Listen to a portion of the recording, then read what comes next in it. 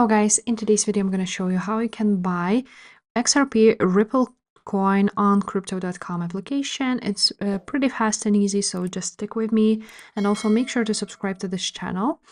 Now, you want to go ahead and click on buy option of this application. So click on buy. After that, you will see all of these coins. You want to go ahead and search and write down XRP or Ripple. After you found it, you want to go ahead and write down how much you want of it to buy. For example, 100. And now you can go ahead and choose an option like a payment method, like credit debit card. Apple Pay, as you can see, is also available and it's already here. You can add a payment method by adding credit or debit card with a 3% fee and a weekly limit. And there's also fiat wallet, which is the best because you have no fees.